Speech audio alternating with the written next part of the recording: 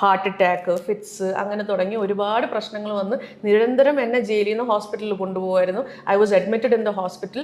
Jail അതോറിറ്റീസും police ഫോഴ്സും ഇത് വാർത്തയാക്കാതിരിക്കാൻ മാക്സിമം കവറും ചെയ്തിട്ടുണ്ട്. I got my first heart attack in Viyyur central jail in Thrissur.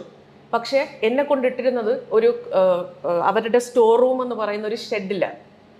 ഒരു ക്യാറ്റ് മഴിച്ചു കിടക്കുന്നു, പിജൻസിനെ കൊന്ന് ഇട്ടിരിക്കുന്നു, അങ്ങനത്തെ ഒരു ഡേർട്ടി സെല്ലിലാണ് എന്നെ കൊണ്ട് കിടത്തിയിരുന്നത്. He was handling all the overseas operations. It's not a small thing. ഒരു ദിവസം കൊണ്ട് അദ്ദേഹത്തിൻ്റെ പ്രവൃത്തി വെച്ച് നിർത്തി ആർക്കെങ്കിലും ഹാൻഡ് ഓവർ ചെയ്തിട്ട് പോകാൻ പറ്റത്തില്ല. ബിക്കോസ് കേരളത്തിൻ്റെ ഡെവലപ്മെൻറ്റിന് വേണ്ടി വർക്ക് ചെയ്യണതിനേക്കാളും കൂടുതൽ സി എമ്മിൻ്റെയും ഫാമിലിയുടെ ഡെവലപ്മെൻറ്റ് ഓവർസീസ്, അതിനു വേണ്ടിയാണ് അദ്ദേഹം രാത്രിയും പകലും വർക്ക് ചെയ്തിട്ടുള്ളത്. നമസ്കാരം. സ്വർണ്ണക്കടത്ത് കേസാണല്ലോ ചർച്ചാ വിഷയമാകുന്നത്. സ്വപ്നയെ കൊല്ലാൻ ശ്രമിച്ചെന്നുള്ള ആരോപണം സ്വപ്ന തന്നെ പറഞ്ഞതുമെല്ലാം നമ്മൾ കണ്ടതുമാണ്. ഇപ്പോഴിതാ പറയുകയാണ്, ശിവശങ്കർ ഇപ്പോഴും പ്രവർത്തിക്കുന്നുണ്ട്, അദ്ദേഹം VRS എടുത്തെങ്കിലും ഇപ്പോഴും പ്രവർത്തിക്കുന്നുണ്ട്. അത് പിണറായിക്ക് വേണ്ടിയാണ്, സർക്കാരിന് വേണ്ടിയല്ല. സർക്കാരിനുള്ള പ്രവർത്തനങ്ങളെക്കാൾ ശിവശങ്കർ ഏകോപിപ്പിച്ചിരുന്നത് വിദേശ ബന്ധങ്ങളാണ്. പിണറായി കുടുംബത്തിന്റെ സ്വത്തും വിൽപ്പനയും ബിസിനസ് ബന്ധങ്ങളും എല്ലാ നീക്കുപോക്കുകളും എല്ലാം നടത്തിയിരുന്നത് ഈ ശിവശങ്കറാണ്. ശിവശങ്കറിന് എന്ത് പരിഗണനയാണ് ലഭിക്കേണ്ടിയിരുന്നത്? താനും അതേ രീതിയിൽ തന്നെ അറസ്റ്റിലായപ്പെട്ട, ജയിലിൽ അടക്കപ്പെട്ട ഒരു വ്യക്തിയാണ്. തനിക്കും ജയിലിൽ വെച്ച് ഹാർട്ട് അറ്റാക്ക് ഉൾപ്പെടെയുള്ളവ വന്നിട്ടുണ്ട്. ഇതൊന്നും പുറം ലോകം അറിയാതിരിക്കാൻ, പ്രത്യേകിച്ചും മീഡിയ അറിയാതിരിക്കാൻ ഇവരെല്ലാവരും തന്നെ കിണിഞ്ഞു പരിശ്രമിച്ചു. അതൊന്നും ആരും അറിഞ്ഞില്ല. അത്തരത്തിൽ അസുഖബാധിതയായ തന്നെ കിടത്തിയത് പോലും എലികളും പൂച്ചകളും ചത്തുമലച്ച് കിടന്നിരുന്ന ഒരു സ്റ്റോർ റൂമിനുള്ളിലാണ്. തനിക്ക് അവിടെ വെച്ച് ഏതെങ്കിലും ഒരു രീതിയിൽ മാനസിക വിഭ്രാന്തിയിലേക്ക് ഉണ്ടാവുക എന്നുള്ളതായിരുന്നു ഇവർ ധരിച്ചു വെച്ചിരുന്നത്.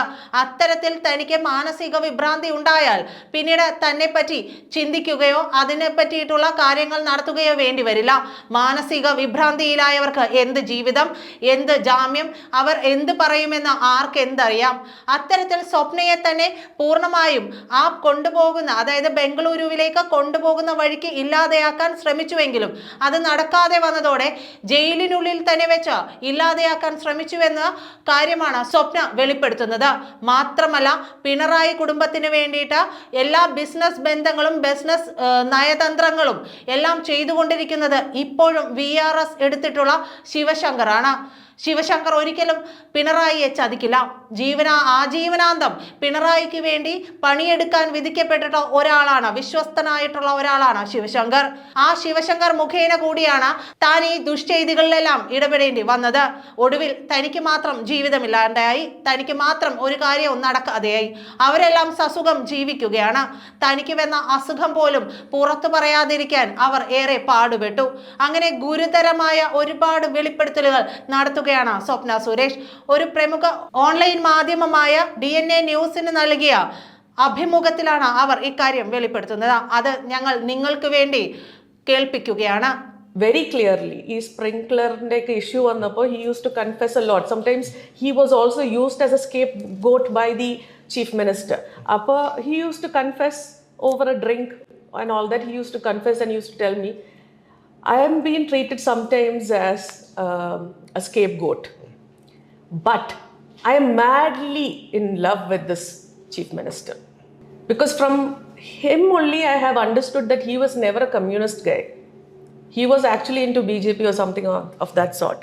But when in 2016, when the chief minister took him as his secretary and started working for the chief minister, Shiv Shankar sir lost all his senses. Because one after the other, paddadi, ingante karyangalil he started getting involved and he became very powerful in the whole of Kerala. He became very, very powerful. അപ്പം ഈ പവറും പണവും എന്നൊക്കെ പറയുന്നത്, it is definitely like drugs. When once you get addicted to it, you are addicted forever. That is what made him do so. അപ്പം സത്യം പറഞ്ഞ വേദനയുണ്ട്. ഞാനൊരു ദ്രോഹം ആൾക്ക് ചെയ്തിട്ടില്ല. പക്ഷേ ഇങ്ങനത്തെ ആൾക്കാർ ഇൻവോൾവ് ആകുമ്പോൾ നമുക്ക് അവർക്കെതിരെ പ്രവർത്തിക്കാനോ തുറന്നു പറയാനോ ആരോടെ പറയാ? പോലീസിന്റെ അടുത്ത് പറയാൻ പറ്റുമോ? പോലീസിനെ കൺട്രോൾ ചെയ്യണ ആരാ? പക്ഷേ ശിവശങ്കറിന് ഒരു പക്ഷേ കാര്യങ്ങളെല്ലാം തുറന്നു പറയാൻ കഴിയുമായിരുന്നു ഇപ്പോഴും. പക്ഷേ എന്തുകൊണ്ടാണ് അദ്ദേഹം ഭയക്കുന്നു എന്നുള്ള കാര്യം ഉറപ്പാണ്. കാരണം ഒരിക്കലും സ്വന്തം ജീവിതം ബലികഴിച്ചിട്ട് ആരും ഇത്തരത്തിൽ ആരെയും സംരക്ഷിക്കില്ലല്ലോ. രണ്ട് രീതിയിൽ പറയാം. ഐ വുഡന്റ് സേ ഭയം, കംപ്ലീറ്റ്ലി ഭയം എന്ന് കംപ്ലീറ്റ്ലി ഞാൻ പറയും ഭയം എന്ന് പറഞ്ഞുകൊണ്ട് അദ്ദേഹം ഇരിക്കേണ്ട കാര്യമൊന്നും ഉണ്ടാവില്ല. He has definitely all the proofs, he has all the documents, he has all the backup. അദ്ദേഹത്തിന് എല്ലാ മുഖ്യമന്ത്രിക്ക് വേണ്ടി ചെയ്തുകൊണ്ടിരുന്നത് എൻ്റെ എല്ലാ കാര്യങ്ങളും, കോൺടാക്ട്സ്, ഡോക്യുമെന്റ്സ് എല്ലാം ബാക്കപ്പ് എടുത്ത് വെച്ചിട്ടുണ്ട്. And I also know about it. Sivasankar sir. അപ്പം ഭയമെന്ന് പൂർണ്ണമായി പറയാൻ പറ്റില്ല.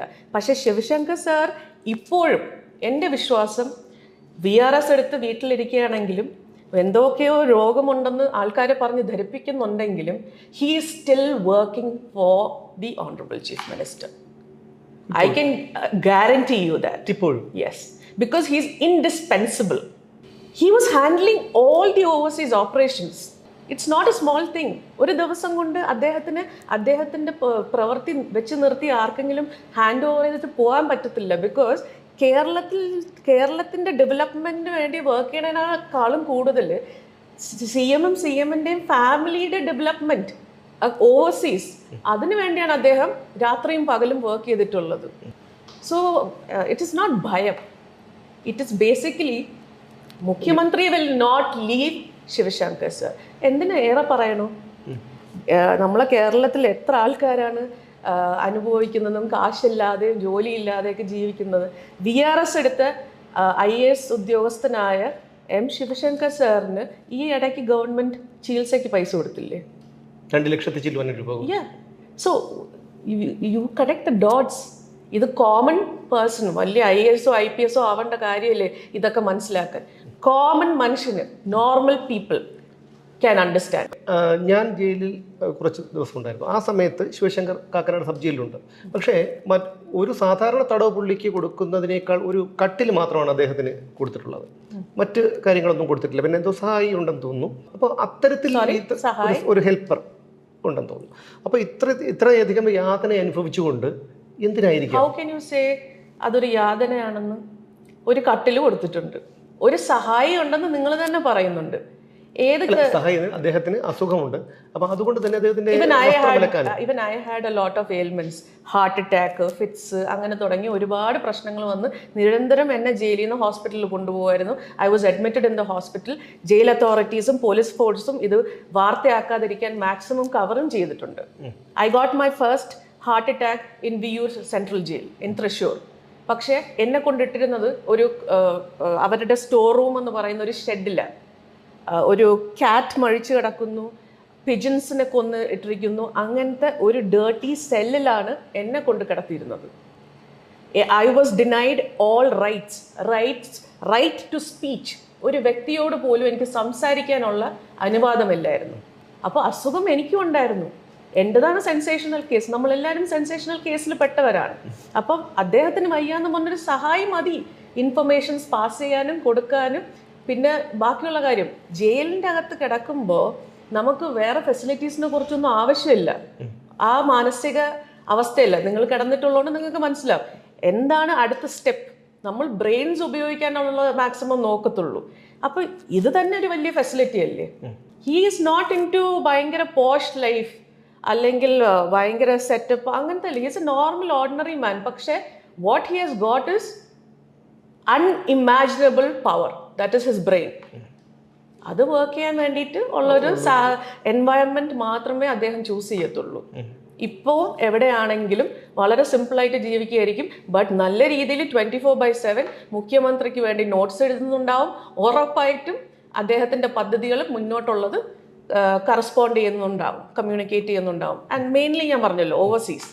കേരളത്തിൻ്റെ അകത്ത് കിടന്ന് കളിക്കുമ്പോഴല്ലേ ഇതൊക്കെ വെളി വരത്തുള്ളൂ. ഇവരുടെ ഓപ്പറേഷൻസ് മൊത്തം വെളിയിലാണ്. നമുക്ക് അതിലേക്ക് വരാം. പക്ഷെ അതിനു മുമ്പ് ഇപ്പോൾ MR അജിത് കുമാറിനെ കുറിച്ച് വരുന്ന വിവരങ്ങൾ വളരെ ഞെട്ടിപ്പിക്കുന്നതാണ്. ഒരിക്കലും നമുക്ക് സിനിമകളിൽ പോലും കാണാൻ കഴിയാത്ത വെളിപ്പെടുത്തലുകളാണ് വന്നുകൊണ്ടിരിക്കുന്നത്. അപ്പോൾ അത് കർമ്മഫലം തന്നെയാണെന്ന് ഞാനും വിശ്വസിക്കുന്നുണ്ട്.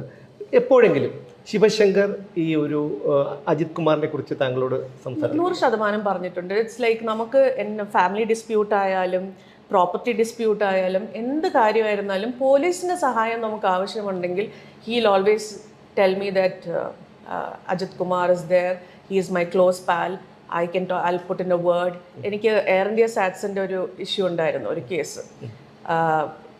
ആ കേസിൽ ആ അന്വേഷണം തുടങ്ങിയിട്ട് ബിഫോർ 2016 മുമ്പ് എന്തൊക്കെ പ്രശ്നങ്ങളുണ്ടായിട്ടുണ്ട്.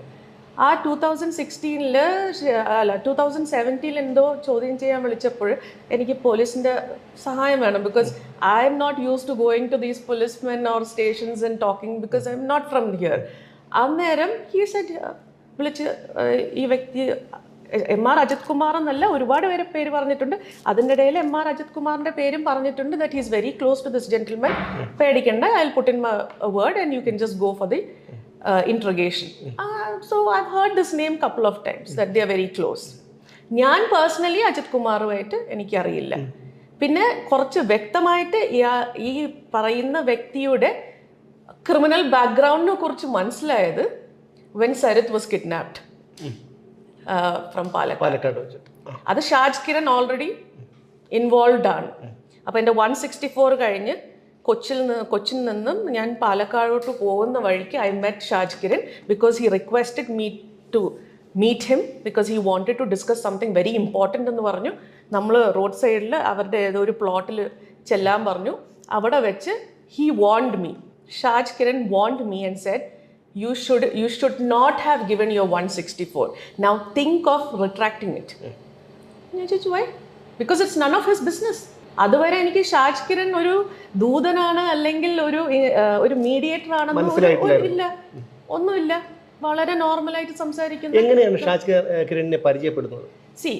ഞാൻ ഈ വെളിപ്പെടുത്തൽ തുടങ്ങിയ സമയത്ത് ഒരുപാട് ആൾക്കാർ പരിചയപ്പെട്ടു. അതിലൊന്നായിരുന്നു Shaj Kiran. But then he slowly became very close, like ഭയങ്കര ഒരു ഫ്രണ്ട്ലി ബ്രദർലി ഒരു അഫെക്ഷൻ, ഒരു വളരെ നല്ലൊരു വ്യക്തിയായിട്ടാണ് പെരുമാറിയിട്ടുള്ളത്. അപ്പം നമുക്ക് വേറെ ഒന്നും തോന്നിയിട്ടില്ല. പക്ഷേ 164 കൊടുത്ത് കഴിഞ്ഞതിന് ശേഷമാണ് അദ്ദേഹത്തിൻ്റെ യഥാർത്ഥ ഒരു റോൾ മനസ്സിലാകുന്നത്. അതോടൊപ്പം തന്നെ ഇന്നലെ ഷാജ് കിരൺ വെളിപ്പെടുത്തിയത് അദ്ദേഹം ഒരു റിയൽ എസ്റ്റേറ്റ് ബിസിനസ്സുകാരനാണെന്നും നിങ്ങൾ തമ്മിൽ അത്തരത്തിലൊരു ബിസിനസ്സിലൂടെയാണ് പരിചയപ്പെട്ടതെന്നും ഉള്ളൊരു ബന്ധം ഒക്കെയാണ് അദ്ദേഹം പറയുന്നത്. എന്ത് റെക്കോർഡ്സ് നോക്കിയാലും അതൊരു ഫ്രണ്ട്ലി ബന്ധം എന്നല്ലാതെ അദ്ദേഹത്തിൻ്റെ ബിസിനസ് ആക്ടിവിറ്റീസോ അല്ലെങ്കിൽ ഈ പറഞ്ഞ റിയൽ എസ്റ്റേറ്റ് ബിസിനസ്സോ അങ്ങനത്തെ ഒരു റിലേഷൻഷിപ്പും എനിക്ക് ഈ പറയുന്ന ഷാജ് കിരണോ അല്ലെങ്കിൽ ഷാജ് കിരണിൻ്റെ പാർട്ട്ണറോ ആയിട്ട് ഇല്ല. പറയുന്നത് ശുദ്ധ നുണയാണ്.